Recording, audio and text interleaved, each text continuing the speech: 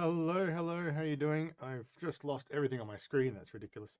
Let me try and get you back again. There you are. Right. Sorry about that. Hi, everyone. I hope you're here and ready for this webinar on leading the product model, learning from Amazon Prime, lessons from Amazon Prime.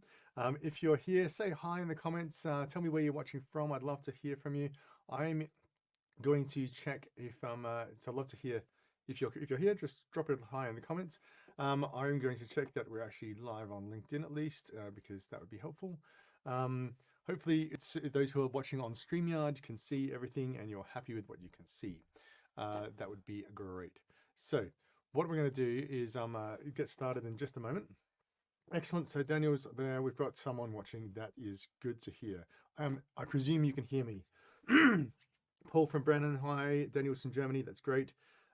Anyone else who's here, just drop a hi and where you're from in the comments. If you have questions or comments or things you'd love to learn, I'd love to hear those questions and I'll try to get to them. I do have quite a lot of content today that I'd love to get through.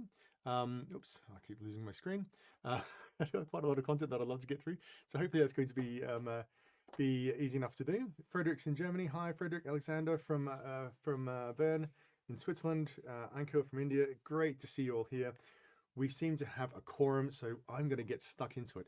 If you are watching this as a replay, that's great. If you're not watching it, if you're watching it live, there will be a replay. So you can see the replay on LinkedIn, on YouTube, and on StreamYard if you sign up on StreamYard. So, I don't know how to pronounce that one. So, Serine from France. Hello. Serine Mansour, great to see you. Right, so let's get started in this. I'm going to go straight into the content of this and this is going to be relatively dense. It's about an hour long. I'm hoping that we can get through the content in about 45 minutes or so, and then we'll have plenty of time for questions at the end. But if you do have questions, especially if it's a question about understanding something, feel free to post it as a comment just straight away, and I will have a look at it. Oh, it's good to see that some people are on StreamYard as well, so that's good. Okay, so let's get stuck into this. Leading the product model Amazon Prime. Just by way of introduction, this is a picture of me. I can see that I look just like that, so it really is me. What I do, I've had background at Google and Amazon. I'm not going to go into a massive detail. Oh, my name didn't pop up there. It's me, see. I'm not going to go into a massive amount of detail about my background, but what I've been doing most recently is working with startups like SendCloud here, and Rob van den Heuvel is the CEO of SendCloud. They're about 400 people. And I worked with him to help fix their company operating system. So they had a company operating system. This involved how they set goals, how they plan, how to do strategy, how they delegate, how they organize, and all that sort of stuff, how they run meetings. And you can see here, we've seen a real boost in how efficiently we operate thanks to him. So if that's of relevance to you, please do get in contact. That's what I do. Something else that I'm doing, which will be more applicable to individuals as well. Why you're here is possibly, quite likely, because of this guy, Marty Kagan. He's the author of these 3 books, Inspired for Product Managers, Empowered for Product Leaders, and Transformed for CEOs and other executives of companies. And he's one of the biggest advocates of the product operating model. He's explained how product works. He's generally a good guy. We've known each other for probably a couple of years now. I've had the good fortune to work with him on a coaching call and a coaching workshop with him and a bunch of other great coaches, some of whom may well be here today. Christian's from Switzerland. Hi, Christian. Great to see you. But Marty and I collaborated recently on this document, this article. And if you haven't read it, it's not going to be necessary. I'm not going to have a test on this. I'm kind of just assuming you know what's the content. Please do have a read of it. It's linked in the description to this, so you can watch it. You can have a read it later. It's not that long to read. It takes about 10 minutes to read, I think. But it's a good article, if I do say so myself, if I'm allowed to say that kind of thing about the article that I helped write. But I've collaborated with Marty on this, and as part of that, I've set up this webinar to talk about the product model at Amazon from my perspective, from the leadership perspective. And now, the difference between what I'm doing and what Marty and I did in this article is important, because what Marty's doing in this article is trying to characterize the common factors about the product operating model that work in multiple companies, and talk about and sort of explain how this works in Amazon, like how this applies in Amazon. So he's taking the commonality and highlighting the commonality.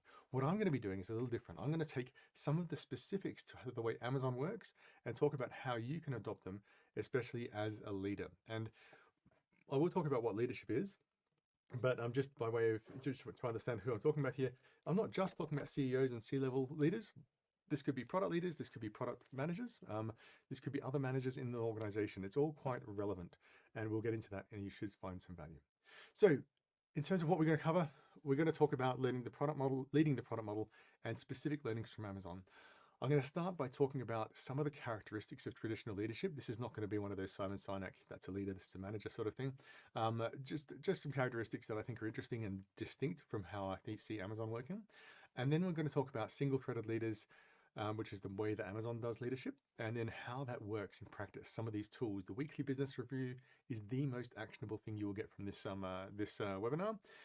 We'll also talk about the document culture. Document culture is relatively hard to adopt wholesale. However, a lot of the thinking behind this is relatively easy to adopt. We'll talk about press releases, 6 pages, and strategy. Within there, we'll be talking about how this relates to the product model, specifically around how you're choosing which problems to solve and how you're solving those problems. We'll talk a little less about how to build, but that is also a very important part. Amazon is a very agile company, although they don't do capital A agile.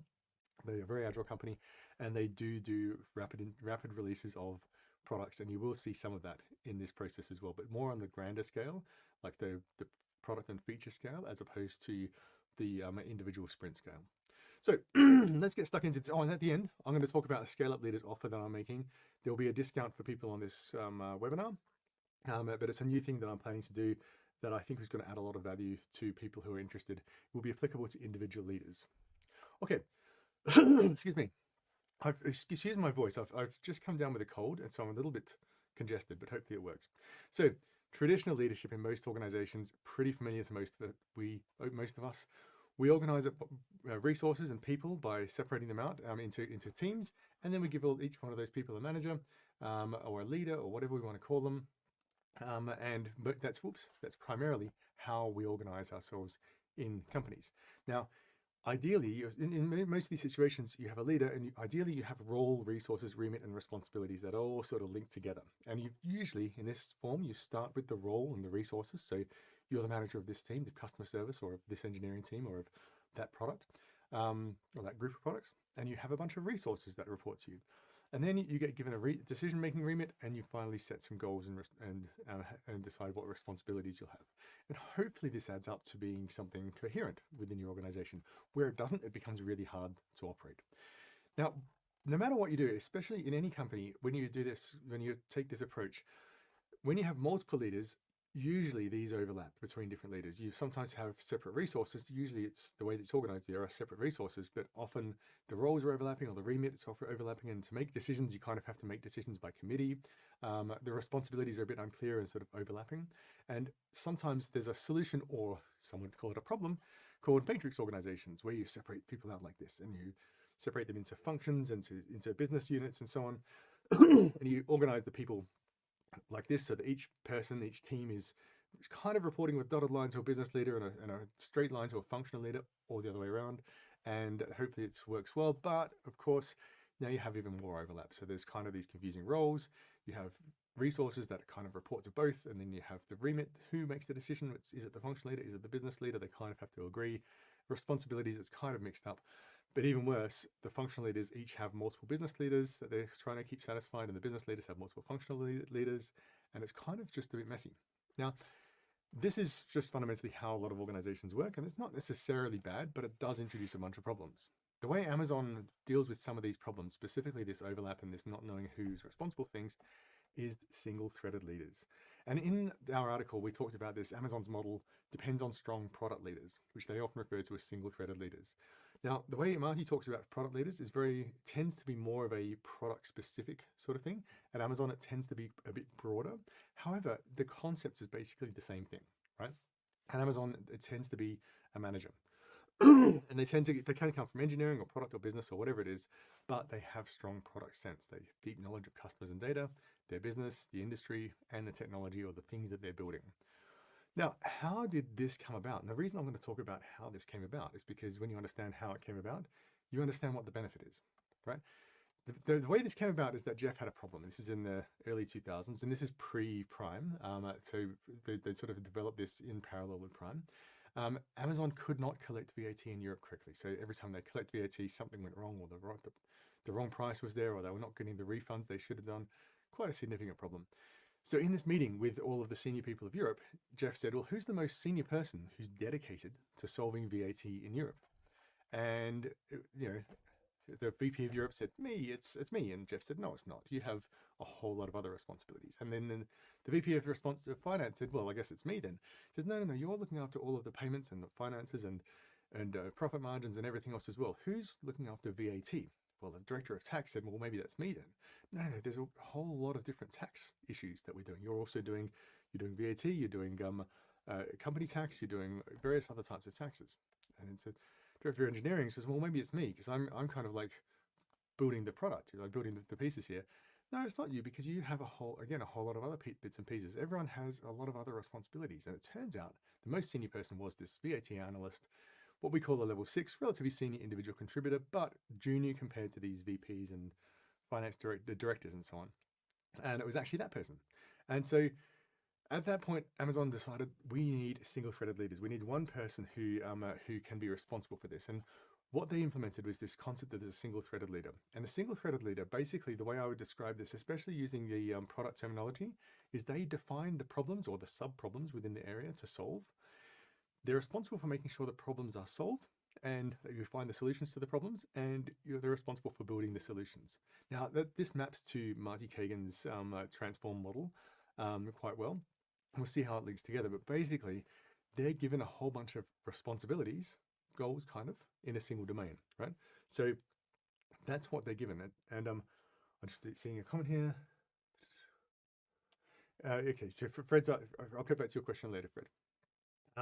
So this is the thing, single-threaded leader. And Amazon sort of invested in having these leaders around the place. Now, whenever I talk about this, someone says, well, what's a domain? How do we know what a domain is? A domain is basically any area that can be defined. And in a company the scale of Amazon, there are a lot of domains. You break them up in, even more. So, for example, you might have packaging or delivery. You might have warehouses. You might have the books business. You might have the checkout process. You might have France. You might have appliances, consumer appliances. You might have sporting goods. Right? Each one of these things is a domain, but you can then break them down. So you might have sporting goods in Europe or sporting goods in France or delivery of large appliances, right? There's all sorts of ways to combine these things and so on. But what you're doing is you're defining an area of problem area to solve that a single-threaded leader is responsible for. Actually, I will just jump to Fred's question here because it's a good question, right? Relevant.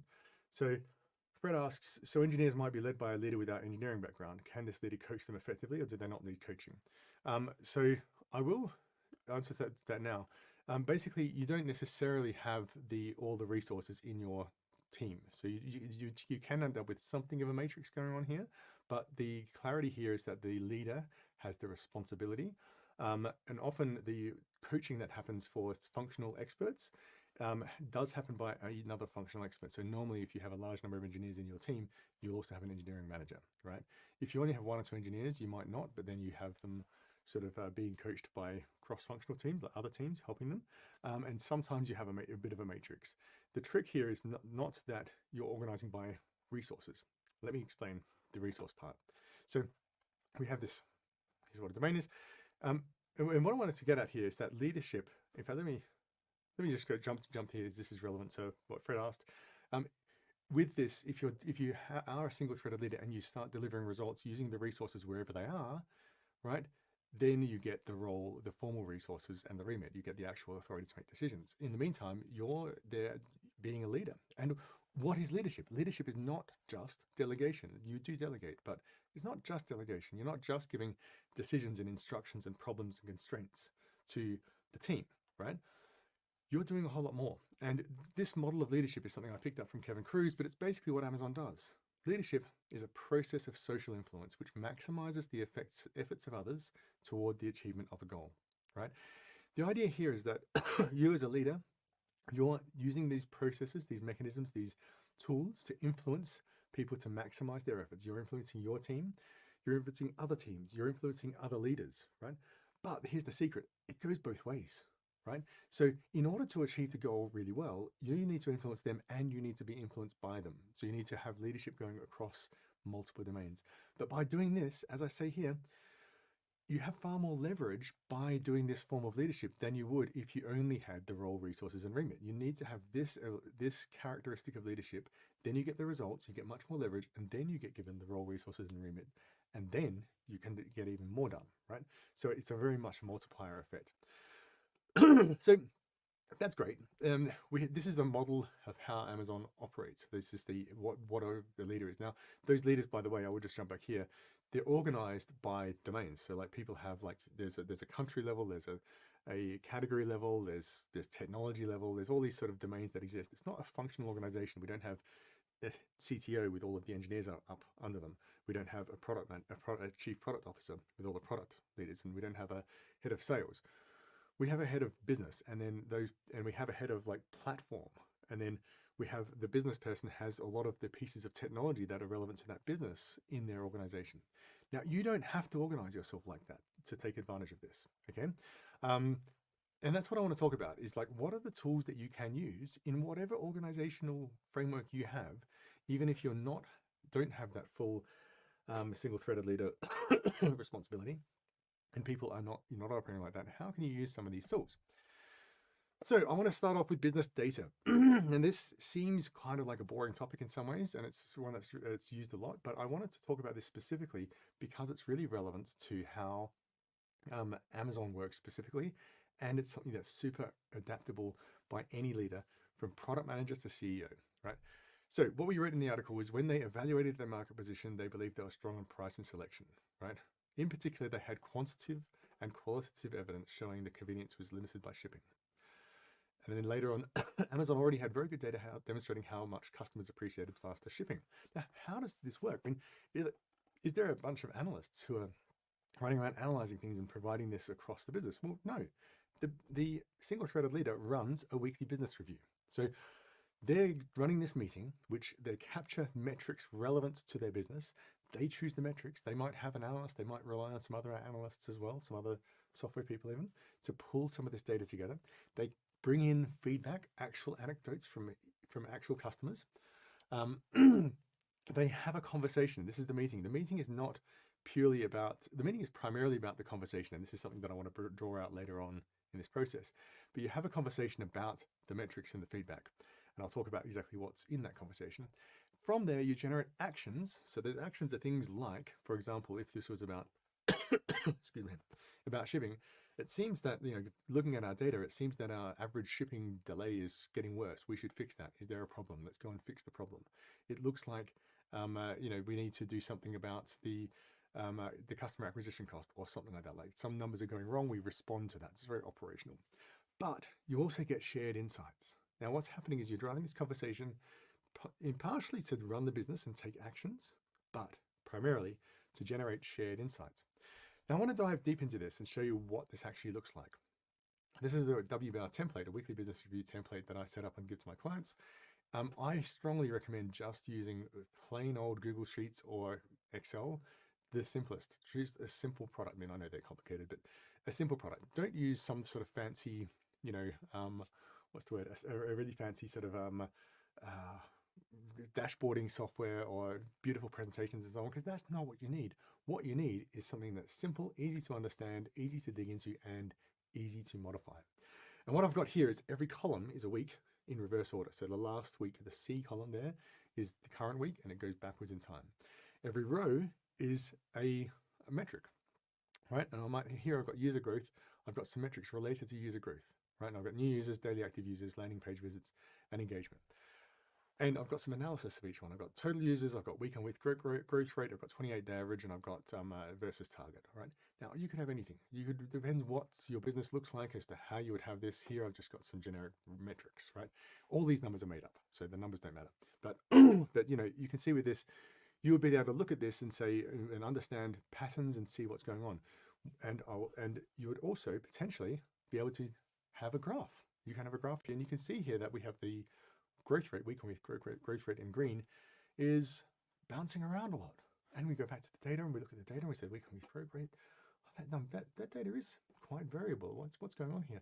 Okay, when we started, it's 125% because that's the start, right? So that's fine.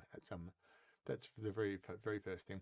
But why is it fluctuating? Is this normal or not? And then we might dig into this. And what we want to do is dig into it, maybe add another piece of data. Are we looking at landing page visits? Are we looking at conversions on landing page, signups, successful registrations, first use activation? Are we looking at referrals? What is the thing that's driving this? And what we're doing with that, oops, I've just lost my screen again. What we're doing with that is going through and trying to understand the inputs, outputs, and outcomes. So we're trying to understand which metrics are leading indicators, which are lagging, which are ones we can control, how do they affect the outputs and the outcomes we want? What is the mental model that we want to have here?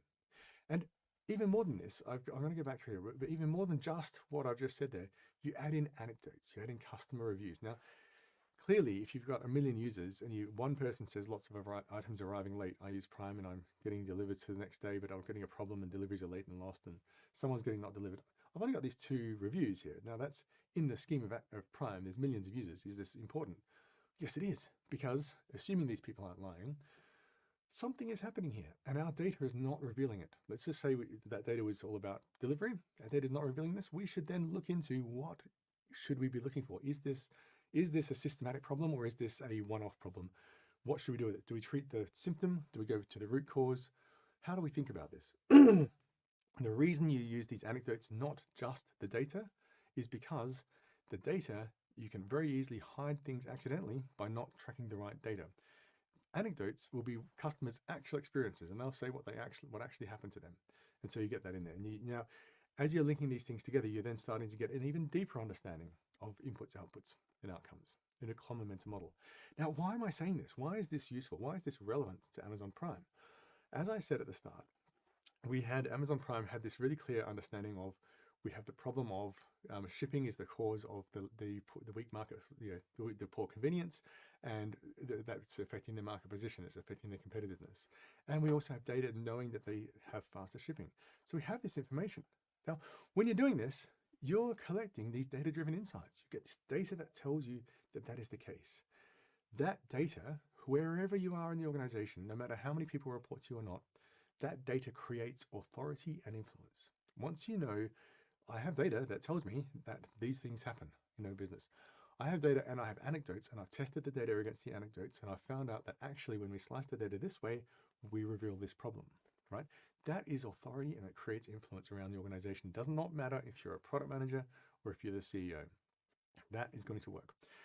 There is a hack to this, which is to have other people run WBR meetings, similar meetings, join those meetings, ask questions, and share your own insights. And as you're doing that, you are multiplying your access to data, you're multiplying your access to insights, and you're multiplying your authority and influence. So do that. The takeaway here is start with the data, develop shared understanding. In Amazon Prime, in the way that's happening in Amazon Prime, what's happening during the story here is that so many these leaders within the organization have been doing this and understanding what's happening in the organization and building up momentum to, we need to solve this problem.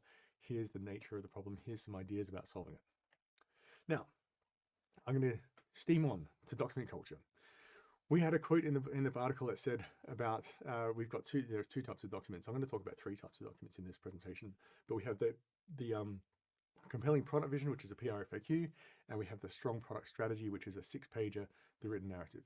Now, we also have this thing called operational planning, which is basically every quarter or every year, the single-threaded leader says, here are my goals, here are the sets of initiatives that I'm going to run, here are the resources that I need. These resources are not necessarily just my team that I might depend on, that I might need input from. And here are some FAQs, and I'm going to get to the FAQs in a minute because that's really important. I might also add things like, here are the metrics I'm going to track, here are the milestones we want to deliver, here are the risks we have, here is the things you might expect us to do that we're not planning to do, and here is the work that we also have to do just to keep the lights on, the run work. But what's interesting here, if you look at this from the product perspective, is that the single-threaded leader is looking at whatever they're doing with whatever resources they're trying to corral to solve this problem. They're defining the nature of the problems. They're defining what success looks like in solving the problems, hence these goals. It's not just make VAT work, it's reduce the number of VAT complaints from X to Y, increase the compliance of VAT collection from X to Y, that kind of thing. right? Or in Prime, it might be reduce the amount of delivery time from X to Y when we're looking at delivery, reduce the speed of delivery from X to Y, or increase the number of people who are subscribers from X to Y, anything like that. How are we defining what goals mean, right? And then initiatives are basically candidate solutions. And depending on what kinds of things we're doing and how mature this is, those might be really well understood, really clear ideas of what to do, like projects and products and things like that, or they might be experiments. They could be quite broad. But here's what I'm getting at. All of these documents, whether we're talking about PR&FAQ, operational planning, or 6 pages, like the detailed deep dives, the value, and I want to link this part here to the product leadership part, because it does have the problems to solve in the solutions. This is like what are you solving, what problems are we solving, and how are we solving them. But all of these methods, the value is not in the document, but in the process, in what you're doing with the document. And this is where you can adopt some of these approaches yourself, even without the document. The document makes it easier, though. At least I think a document makes a great deal of sense. In fact, a lot of my customers, by the way, I almost always teach them the WBR process, and they find that really valuable. They find it surprisingly valuable. And then one of the things that I do, apart from helping them set goals, we use OKRs to set goals. But part of that is also we do these one-page plans. And these one-page plans actually, and the process to review them creates a huge amount of value in every single client that I work with. So the process for having a document is you have an owner for the document, they write it, they review the document with their peers, their manager, their team, their collaborators, whoever else, and they revise the document. So you're doing this write, review, revise process, and you get this 360 review with any stakeholders and everything like that, and that causes collaboration. This process, this document is kind of the secret sauce for collaboration at Amazon, and that is what enables you to start solving problems. And what you're doing is you're engaging the brains of a larger number of people in solving the problems that are related to your situation. Now, that's where this leadership model differs from pure delegation. We're actually setting up the problem, debating whether this is the right problem, why this choice, debating whether this is the right solution, is there a better way, debating how we know we're successful, are we on track, having different ideas, have you considered this, digging into dependencies from different angles, have you considered that dependency, and all that sort of stuff. So we're doing this, and we're doing this around a document. And the wonderful thing about the document is that you can then capture all of this in FAQs. And I mentioned the FAQs in every single one of Amazon's document. The FAQs are super valuable. The reason is because when you capture a different person, someone else's opinion in an FAQ that becomes part of the document, even if you disagree, even if you have a difference of opinion, you've represented them. They feel part of the conversation. They're now part of the solution. And so now you can stop this politicking around, because if this proposal with their objection in the FAQ goes to the CEO to approve, for example, they at least know that their objection is there, and the CEO can look at this and go, well, actually, I kind of agree with finance's objection here, or not, right? And they at least feel represented. So the takeaway from this is that the meetings, the purpose of the meeting is not necessarily to produce a document. The purpose of the document is not to produce a document. The purpose of the meeting or the purpose of the document is to have a good meeting. The purpose of the meeting is to have the right conversations. You're trying to make sure these conversations are actually happening and that you're engaging brains in various things. So if you look at Amazon Prime, all the way through this, and this next section is where we get into a bit more detail about Prime, but all of the things that we're doing are leading towards getting people engaged in solving the problems of delivery and of loyalty and of customer acquisition costs and so on, right? So this is a thing to take away. Structure your meetings to have the right conversations. You should be worried, are we having the right conversations? It's not, are we getting the right outcomes? It's, are we having the right conversations? Because what's happening is all the people in the meeting, they have a mental state, and you're trying to shift their mental state. That's the outcome. You capture that with some decisions, but the most important thing is the mental state. Right. Now, we talked about experiments a lot. So in the article, we talked about these various experiments: Super Saver shipping, faster Super Saver, free 2-day shipping, annual fee for standard shipping. There's a whole bunch more I'll go into. Some of these, by the way, were long-term big tests. Like Super Saver shipping was a product on its own. It was there for like 3-4 years or something like that, maybe 2 years before Prime. But in some ways it was an experiment, and in some ways Prime itself early on was an experiment. It's now a core part of the business, but it goes on with experimentation. The difference is expectations. Like, what are we trying to do here? Are we testing something? Are we learning? Are we winning? Are we getting a result? How do we manage these things? Now, the way to think about this at Amazon and with Prime is these domains. Now I've got a different set of pictures here because I'm making a slightly different point. Within various domains, and in Amazon you have these domains within retail such as jewelry, such as toys, fresh foods nowadays, DVD rentals, textbooks, alcohol delivery, medicine delivery in some places, TVs, Apple products, toothpaste and other consumer goods, and fashion. Each one of these things has different kinds of problems. So the single-threaded leaders and the teams that are associated with them, not just reporting to them, but associated with them, are iterating and trying to solve various combinations of problems here. So as an example, with jewelry, pre-Prime, they have this problem that jewelers, the jewelry suppliers, dictate the price. So Amazon loves to discount. They know that price works, but the jewelers say, we'll give you these rings, we'll sell them at this price to you, but the condition of you having the rings is that you sell them at the price we set. We don't want you undercutting us. We don't want you undercutting our jewelers, right? Same with watches, same with a whole bunch of things. Apple products, very strict about pricing. Lego products, you can't have, you can't discount them. You can't discount them much, right? It's a challenging topic. So with jewelry in particular, one of the things that the team in jewelry experimented with was, well, given that we have this huge margin and we don't really need the margin, we actually would like to be more competitive. How can we set up something so that customers get a discount for jewelry? I know, let's have free delivery for jewelry. So they set up a free delivery for jewelry products. So every time you buy a jewelry product, it comes with free delivery. Because you're buying a ring for $1,000, you don't want to pay an extra $7 for delivery in a crappy packet, right? A plastic cardboard box. Why am I paying extra for that? It should just come with it. And it should be a nice box too, but that would be another experiment. Fashion, for example, lots of returns. People like to get things and feel them, especially in Germany. German people love to return fashion, just a characteristic. Alcohol and medicine, you have to verify before you deliver, and so on. And DVD rentals, there's more of a subscription idea here that they were exploring with. So there's all these different sort of pieces of experiment, pieces of businesses, variations on the theme within there that they were doing. And engineers are working on this, and all sorts of people are working on these things. It's not just a single-threaded leader, they have a wide variety of teams, right? So in this, one of the engineers who was working on this, a very senior guy these days, he's now a VP. In fact, I think he's left Amazon now, but Charlie Ward, he was involved in a couple of these things, and he realized some problem was happening, so he had a suggestion for a subscription for free shipping, combining what he'd seen of DVD rentals and what he'd seen of the situation he was working on, which I think might have been jewelry, could have been something else, but he was working on various things and trying to structure things and so on. He proposed Prime, but then so did a few other people. There was a few other proposals, and the way these proposals come out, like what he would happen is obviously he'd say to his boss or to his colleagues, hey, I think we should do this. They'd have a conversation about it. But how do you get that in front of Jeff Bezos or whoever makes the decision? You write a press release, right? So the press release, again, is a particular form of document, and it basically has these components: the problem, customer problem, our solution, what the benefits are, how a customer would respond to that, because what we're trying to do is create an idea that makes a customer respond and be happy, how you use it, what the cost is, total cost, not just the cost to pay, if there's other costs, right? And the action you have to take to get it.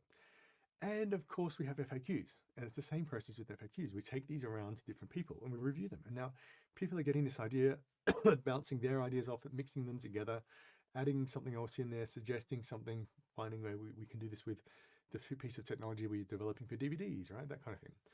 And we have the FAQs. Now, in the FAQs, by the way, especially in a press release, we'll have some special FAQs, things like how we know if this is successful, and how can we get 80% of the benefit for 20% of the effort, and what do we do if it's not successful, and what do we do if it is successful, and all that sort of stuff. So it's more sort of product oriented then, but those FAQs are really helpful. And what we're doing is socializing this around and getting traction with it. And so when you look at the article and the way and in the various other writing about how Prime was developed, there are actually quite a lot of press releases related to Prime. There wasn't one of them. There's quite a lot of them. And then they were pulled together into one later on, right? And the funny thing with press releases is that anyone can write them. So Charlie Ward was an engineer. He was a senior engineer, but he wasn't like a senior manager or anything like that. I don't know what level he was. But he was able to write this, and so could anyone. So what you can do here is collect ideas from everywhere and figure out how to select and test them. And the way to do this is, I often see organizations having a very formalized idea process, right? Amazon does not have a formalized process. If you asked anyone on Amazon, how many ideas do we have? There's no idea. There's no catalog of them. They don't get cataloged. They don't get logged anywhere. These are just documents that make their way around, and organically they sort of get traction or lose traction or inform people who then write their own ideas based on those other ideas, and it generates momentum in a very organic way, right? And so a lot of that way that idea generates momentum is part of the testing process, part of the early testing process, because you're testing these ideas against what people actually believe and what people experience, because all of those people are experiencing weekly business reviews on a regular basis. They understand the business, they understand the context. We have a large number of people, not just leaders, but all across the business who understand the context. So all these experiments happen. We then take a lot of results from various experiments. Now, some of these are results that appear in weekly business reviews, some in other places, some are very specific, like how do we track this and do we put it into our next operational planning document? Where does it go? But at the end of the day, these different experiments work better on certain customers than others. Now, my first question is, well, how do we know that? How do we pull this together? Well, what happens is when someone has a feeling about this, we look at these experiments, we see what's happening, we see how they're behaving. They then write what we call a deep dive 6-pager. We get some metrics, we get the problem, we make a recommendation, we have some analysis, and of course, the FAQs, because that's how we take this document around the organization and get input from multiple different people. So we're getting this input from various people, and that's how we synthesize all of these learnings. So we've got all this learning from different experiments. Someone decided to write, or some people decided to write multiple of these documents and pull this learning together into some sort of insight. So you're synthesizing learning across many domains. You're taking all these experiments, and it's not, as I say, it's not a formalized structure of here are the 17 experiments, and we're crossing off these ones here, and these ones are winners, and we're resting in those ones, and therefore we can conclude this thing. It's quite an organic process, right? And what happens with this? What do you do with this? Well, we inform our strategy, and at the start of our document, our article, we talked about the company's business strategy at the time was to relentlessly focus on customer experience by offering our customers low prices, convenience, and a wide selection of merchandise. Now, what's happened here is we've had the weekly business review, we've got common models, we've done a bunch of experimentation, we're tracking them, someone's done some analysis, we've pulled out some insights, and then that's turned into a common mentor model. And in fact, when you get these really fundamental things, like that's a fundamental thing that's now part of the strategy, now being 2004 is part of the strategy, they even developed this into the flywheel. And this is like how to make some of these insights really stick. Like this is so well known, it's in every other book, right? So you have increase the selection, that improves the customer experience, improve the customer experience through other mechanisms, that attracts more traffic, that attracts more sellers, which attracts more selection. All of that drives more growth. More growth gives lower cost structure. Lower cost structure allows us to lower prices. Lower prices improves the customer experience, right? So clearly, if you dig into any of these things, especially customer experience, you'll find a whole lot of other complexity there. But this captures some fundamental beliefs and mental models that Amazon has about their business. And that's what drives the strategy. So you can see this strategy, which at the start of our document is actually sort of comes out of a lot of these processes along the way, having these weekly business reviews, doing the analysis, doing experiments and testing things, and then you develop the strategy based on that data. You don't have to do this just at that large scale of like company-wide strategy and here's our company flywheel. Every single project, every area will have these ideas called tenets, and they're basically statements of belief. In customer service, as an example, we believe that if we trust our customers and rely on associates to use, we will trust our customers and rely on associates to use good judgment. That's one of the ways that we operate in customer service. Now, how did that come about? A whole bunch of testing, a whole bunch of data analysis. How is that tested? Data analysis and testing, looking at weekly business reviews. Whenever we come up with ideas, we test it against this, but then also we test this against our data. And if we find data that says, you know what, there's a whole bunch of customers we shouldn't be trusting. They're called fraudsters. What should we do about that? That then becomes a problem. And guess what? You'll probably assign a single threaded leader to go and solve that problem, right? But generally, you want people to trust the customers. So we've taken all this insights that we've got from various places. Siri's just woken up. Go to sleep, Siri. You've taken all these insights from various places, and what you're trying to do is codify and share these insights as part of strategy. This isn't strategy on its own. Strategy is a little bit more broader than this, but a part of strategy is these particular insights. Now, the final thing I want to talk about here, in fact, before I do, I'm just going to jump to a question. So Fred said a few things. If you have, by the way, if you do have questions, just drop them in the comments. I will be getting to questions at the end, but I'm going to jump into a couple of them right now. Fred's made a comment, I love the idea of writing the document without sharing it. Yes, this is true. This is like any of these documents, writing them without sharing them is helpful, but the act of sharing and reviewing them is where you get the real value. It's where the real work happens too, but it's where you get the real value.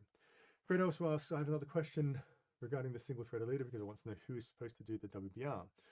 One of my colleagues is responsible for a new outbound sales initiative, never done that, and I am for a new offering. We are testing this offering via outbound sales. I feel both of us will be able to do the WBR. Right, okay, so WBRs. This is something I probably should have saved to the end, but anyway, I'm going to talk about it now. We're at 40 past, we've got time. So who should run the WBR? Clearly a single threaded leader should, but if there's an area that is kind of between two things or cooperative, you can cooperate and run it together. Like there's nothing that stops you from doing this collaboratively. There's nothing that stops you from saying, we are running the outbound sales WBR or the sales WBR. We get the sales leader to run the sales WBR and we provide one of the pages for the sheets. All that you really need is to make sure that there exists some forum to have this discussion and that the right people are in that forum, right? And clearly if you have if you're doing a sales one, you'll probably want someone from sales, you probably want someone from finance, you probably want someone from marketing, you probably want someone from product and engineering, right? and if essentially if you have two different areas that you're responsible for, you want both of you there. And now who should run it? That's a good question. Like usually the senior person kind of runs it, the most senior person. They could be cross-functional. Maybe they're the person who has the most interest in all of this topic, right? Maybe they're the stakeholder. Maybe it's one of you, right? Maybe you can do it collaboratively and share it. It doesn't necessarily matter that much. The point is that it's happening. So when I said earlier on that you should go ahead and join other people's WBRs, if you've got a shared responsibility, you can share the WBR. It could be a joint one, and that's actually solving that same problem, doubling over. You don't have to own your own WBR. Often enough in Amazon they do, because a single threaded leader would normally have an area that's quite well defined, but it doesn't have to be the case. Right now, once you've got this this whole process, the theme that I want to say brings all of this together is actually coaching and empowering others. Now, I realize that this can feel like a different topic to what we've just been talking about, but let me explain. In the document we talked about one of the key that did this more than anything else has been the keys to Amazon's ongoing success. Leaders develop leaders and take seriously their role in coaching others. Leaders ask themselves, are my fellow employees growing? The people in my team, the people I'm working with, my stakeholders, right? Are they empowered? Are they ready for what's next? Like, do I have the ability to give them more, right? So we talk about this empowering thing here. All of the tools that I've just talked about, all of this single threaded leaders, weekly business review, document culture, press releases, 6 pages, strategy, the way we're running those meetings, the way we're asking those questions, all of that is about coaching and empowering people and collaborating, right? And I think of this as being really closely related.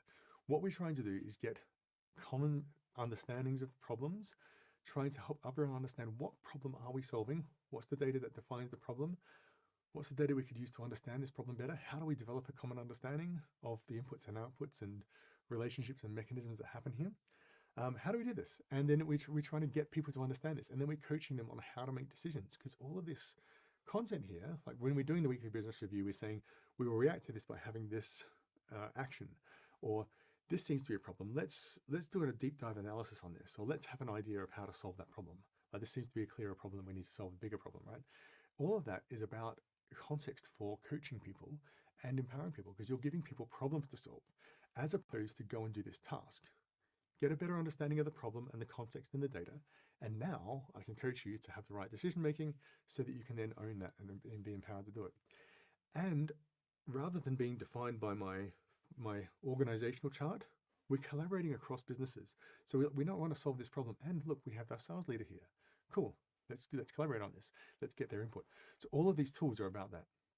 But one of the things that's really interesting about a lot of these things, or about this whole concept here, when we talk about empowering, one of the things that comes up often enough is, gosh, if I empower all these people, what's left for me? You know, and we think of this often from the senior manager perspective, you know, from the CEO perspective, for example, empower my team, and then what do I do? Now, the thing about empowerment is that there isn't a sort of fixed amount of power to be divided up and given out. when you empower others, you create more leverage. When you empower others, you create more leverage, right? If there's one thing you take away from this, one insight that you take away from this thing, this is it, right? Empower others, because that creates more leverage. When other people understand more of the problem, understand more of how to make decisions, understand more of the context, understand and have better skills to make decisions, you can influence them using your leadership skills and get more done. That then means you can solve bigger problems. That then means when there's an area to solve, an area of like delivery or whatever it is, like say delivery is too slow, we can break that down and say give prime to a person, right? But then we can break that down and give this piece of delivery to that person and this piece of it to that person, and whatever, however you want to split the domains. You can have prime for various countries, whatever it is. And you can work through this, but empowering people is all about creating leverage, and leverage happens through leadership. So if you would just empower people, you don't have those qualities of leadership and those mechanisms that enable you to lead, yeah, you might run out, right? But if you're actually leading, you get a whole lot more leverage. Now let's just review this quickly. Daniel, by the way, says no PowerPoint allowed. That's a common thing about Amazon. We don't generally use PowerPoint internally. My belief is that documents are really much better for developing understanding and for collaborating on. PowerPoints are very much, I'm using PowerPoint or Keynote here, but it's very much a one-way conversation. We're not having a collaboration here. I'd love to have one, but we're not having one. That's not what this is. And Fred says we still have to deal with the entropy in the organization. Yeah, there's still chaos, but one of the things about leadership is that that's how you navigate that chaos. You're not trying to eliminate the chaos by strict organization. You're just navigating it through leadership. All right, the review. We talked about single-threaded leaders, about how taking responsibility for things and a domain across functions and having that real product knowledge can really help a business and help the leader. We talked about how the weekly business review, you get a common understanding of the data of your business, enables you to run the business better, and gives you shared insights. And by having multiple business reviews for different parts of the business, enables you to develop that shared insight across multiple functions. We talked about document culture and how to run meetings such that they're really about collaboration and driving change in a business. I talked about some specific ones like the press releases and the 6 pages, and then how to turn this into strategy. And strategy is actually one of the things that makes the difference in an organization. But you can't just have strategy in a vacuum. All of this stuff leads to strategy, and all of this stuff leads to people who have a common understanding and are able to have a unique strategy because they have a deep understanding of their business. Now, I want to talk about the Scale Up Leaders offer because this is how I can help. After this, I will just summarize the actions you can take following this, the things that you can do. But I just want to talk about how I can help you now. First of all, I want to introduce my friend Richard Buckminster Fuller. He was the inventor of a whole bunch of stuff. And he said, if you want to teach people a new way of thinking, don't bother trying to teach them. Instead, give them a tool, the use of which will lead to new ways of thinking. And I hope that in this session, you've seen some tools and how they lead to new ways of thinking. And that is what I do. And this is how I do what I do. I give people tools and I help them use tools that lead to new ways of thinking across an organization. And that's how I transform organizations. So I'm kicking off a cohort course. It's going to be called Scale Up Leaders Foundations. 4 modules in 4 weeks. We're going to start off with data and direction. We're going to talk about in more detail than this. Going to go into the weekly business review and how to create a 1-page strategy document. That's the first week. The second week is going to be objectives and key results, setting goals, and the 1-page plan, which is basically the very simplified version of Amazon's operating plan, and delegation. How do you delegate stuff to people? Then we're going to talk about how to do the work. Like, how do you actually have these execution cadences, your weekly cadence and your quarterly cadence? Like, how do you actually make sure that stuff is happening on a regular basis? As a leader, one of your primary mechanisms for making things happen is to beat that drum on a regular basis, bring people together and make sure that action is happening. And of course, you're using the weekly business review and your objectives and key results and your plan and your delegation to make that happen. But there are cadences and specific kinds of meetings and ways to run those meetings that help. Related to that is building systems, like making sure that you're not just running around solving immediate short-term problems, you're actually solving the bigger problems. And then the fourth week, we'll dive deeper into how to solve problems, like how to do these deep dives, how to manage innovation in this context, and how to revisit the strategy based on what you've learned from all of this weekly business review and objectives and key results. So 4 modules in 4 weeks, but there's more.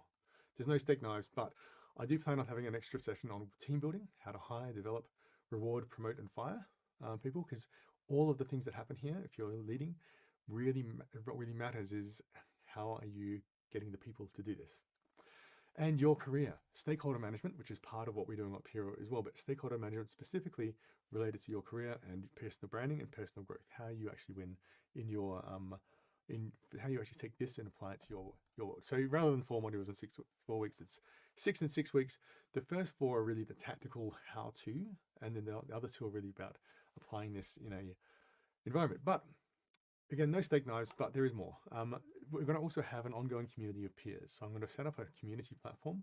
It's going to be something that I think will grow over time. My fundamental belief is that the biggest thing you can do as a leader is to coach people and learn how to coach and be coached. So if we have a community of peers where you meet other people who have this same way of thinking, who can help solve each other's problems, you can consult with each other, ask questions, share experiences, and coach each other and learn from each other's coaching, that's going to be super valuable. And there's more. I'm also going to offer each person a one-on-one coaching session with me. 400 euros value for that. Normally that's what I charge for coaching. Now, if you add all this up, that's quite a lot of value. Typically when I work with companies, I do quite a lot of this, most of this in fact. I work with a company, and with a company, with the executive team, I would frequently be charging 20, 30, 40,000 euros to do this with the executive team, the whole thing, right? For individuals, I want to do this for individual managers, usually for actual managers. I want to have managers who are interested in this to come along to this session. We're going to start it in June and roll over the change of quarter. The price is going to be 1,000 euros plus VAT. Now, that's a low price. If you look at what I'm offering there, that's pretty cheap. If you think I should charge more, I'm very happy to hear that. So please let me know. But I want to kick off with 1,000 because I want to make this successful right from the start. I want to get a good group of people. I will be interested in who's interested in joining it. But this price will go up in the future. So I'm going to make it go, I don't know where it's going to go to. I think looking at comparable courses, it's sort of in the 3,000 to 5,000 range. But I'm going to progressively move this up as I get proved the value of the course. But look, for you guys, you're on this today, you've come and listened to me. I hope you found this valuable. If you're interested in this, I'm actually going to give you a discount to 800 plus VAT, which, if you don't know the maths, is 20% discount.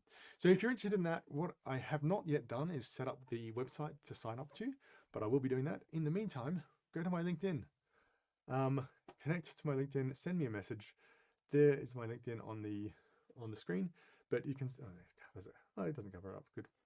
Send me a message. Just tell me you're interested in this and you're keen on this. If, on the other hand, you're interested in help for your company, like broader help, you can contact me on LinkedIn, but you can also go to my website. My website here is richardrussell.co. I will be launching on the website and on my LinkedIn the sign up for the course overall at the full price. But if you're interested in what I actually do for companies, go to my website. You'll find a bit more about what I do there, and I'm happy if you would like to book a call with me and talk about how I can help your organization, your team. As I say, I mostly work with executives of scale-ups, but I'm increasingly working with executives within larger organizations, such as established organizations, whether it's business operating unit or a business leader or a cross-functional leader or a VP or whatever it is. Like whatever you have a team that has something, sort of a domain, if you like, we can talk about that. Now, back to the content. What can you do now? Actions you can do now. Number 1, set up a weekly business review.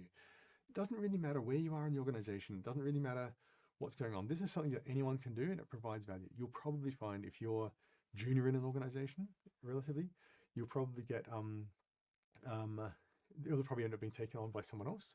That's okay, right?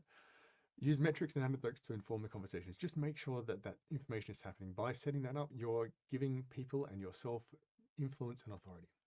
Secondly, define the problems to solve. Really work on what are the problems that you're trying to solve.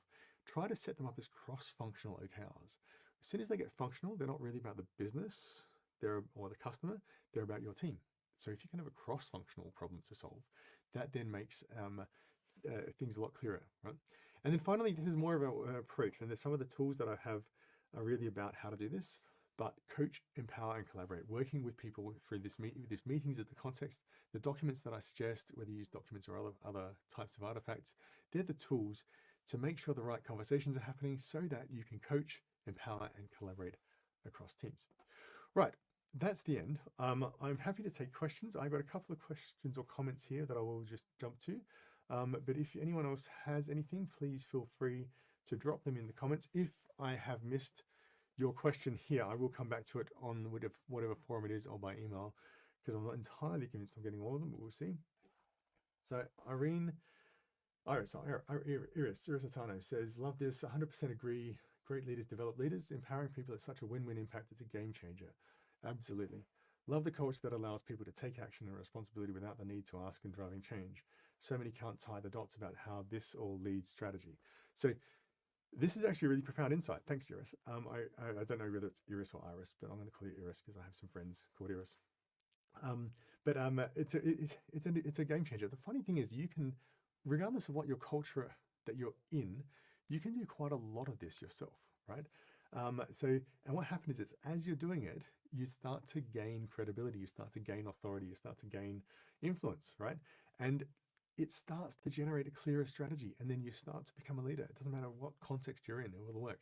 Some organizations are a bit more allergic to it than others, and you have to be a bit careful, but generally this will work across any organization. Paul, we are a growth stage company and still run by our founder. We never had a dedicated product manager before, just some badly defined project coordination roles. Sounds really common, like so many organizations are like that. In fact, one of the funny things that I've found, I don't know, you're a growth stage company, yeah. For those listening, if you're in an established company, people often sort of say, we're so backwards. But so many of these problems are common with new companies like growth stage startups, and even with big tech. This is surprising how many things don't quite work. Right, we suffer from large technical debt slowing us down more and more. Is forming cross-functional product teams led by product managers a good strategy, even when we mostly lack product management capabilities so far? What are other strategies to consider? So my take on this is start, if you can, now it's an interesting challenge because it depends who you are in the organization, but wherever you can, start from as close to the top as you can, right? If you can start with the CEO and the C team, that's great, because that's where all the action will happen. And a lot of these things, this is one of the reasons why most of my customers, most of the people I work with, I start out with the executive team. It's because when I do so, that's how we have impact. That's how we change the organization. Now, you don't have to do that. You can do it within a domain. It's okay. In this particular case, you're asking very specific questions. So number one, with large technical debt slowing us down more and more. Technical debt is something that does have to be addressed, and is a very technical kind of addressing. One thing you don't have to do is solve all of it. Technical debt exists and it gets generated, and that's okay. And it's okay not to solve all of it. Classic example of this was at Amazon. We had this is a project that I was involved in at Amazon, actually. We had everything in Amazon was written in ASCII. I don't know if you know what ASCII is, but it's the 8-bit. That's very simple ways of having text that only does English, only does Latin characters. You can't do Chinese or Cyrillic with it, at least not without some changes. So, but then we have customers in China, and so they'd put gift cards in with Chinese letters saying, "Dear Uncle Sam," you know, whatever, happy birthday. And it was in Chinese letters, or they have addresses in Chinese, or whatever it was. And they'd all come out with little squares instead of the actual characters, because it would get processed through something that would misinterpret the characters into ASCII and then interpret them back again. So it would be a mess.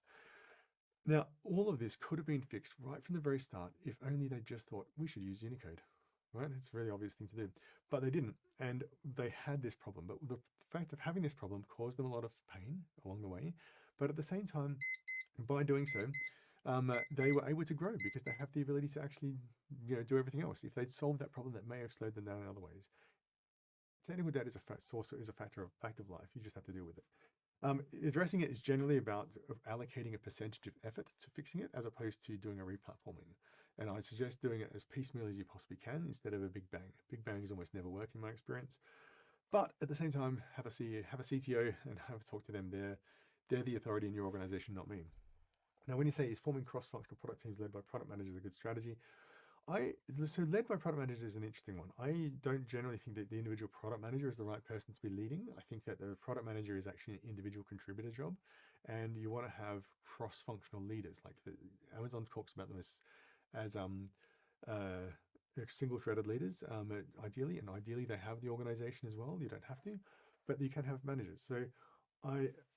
So number one, I do think cross-functional product teams help, but you can do that informally first. So yeah, number one, technical debt, invest slowly, take the CCO's direction on that one because it's his problem.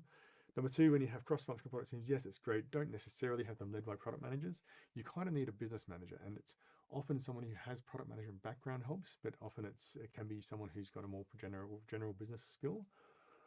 And if you lack product management capabilities, you definitely need to invest in developing those skills. I mean, Armani talks a lot about the key roles being the product leader, as we've talked about.